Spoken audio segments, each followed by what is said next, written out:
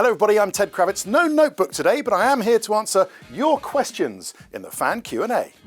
If you didn't work in F1, what would be your job? Well, I've always wanted to work in aviation. So I think either baggage handler, flight dispatcher, or air traffic controller. If there was a book about your life, what would it be called? Well, I don't know if it would be about my life, but I'm writing a book at the moment called F1 Insider, Notes from the Pit Lane, out this Christmas, and it's all about some of the greatest stories, the most eventful happenings in Formula One over the last 25 to 30 years.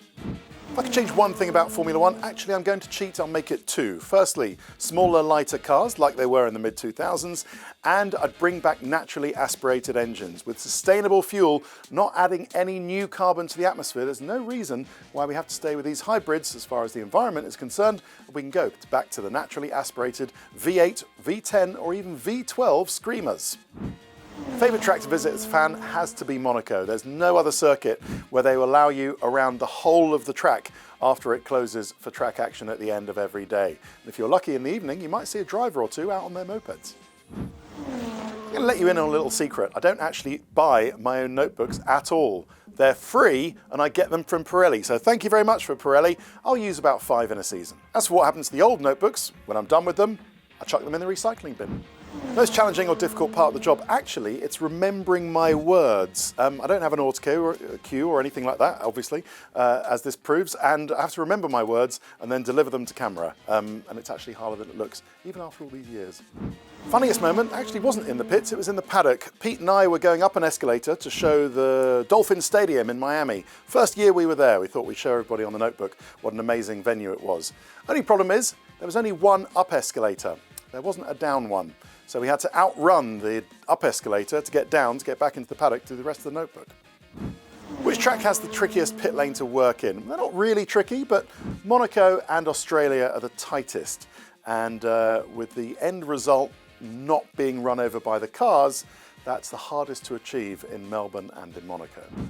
Well, if you take as many flights as we do, the first thing you need to be able to do is sleep sitting down. So the first thing you can do is actually put your chin on your chest and have a sleep like that. I'm a bit of an expert at doing that. And the other thing I'll do is write my scripts for the weekend to come.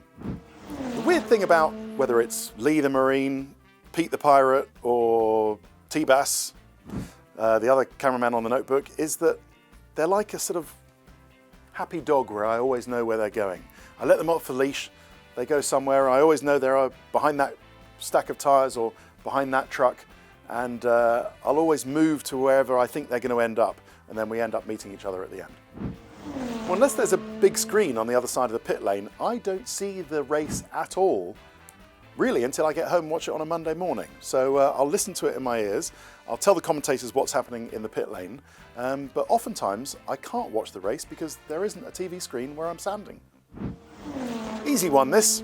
Brad Pitt, Abu Dhabi 2024. Always been a fan of his films, Seven, Meet Joe Black, all the Oceans films. So yeah, when he said that he'd watched my segments, as he said, I was really starstruck.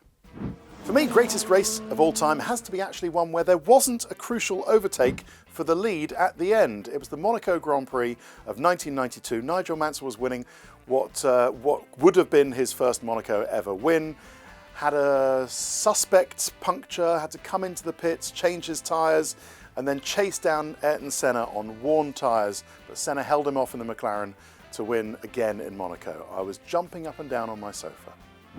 Thanks very much for your questions. Remember, you can watch every race live this season on Sky Sports F1.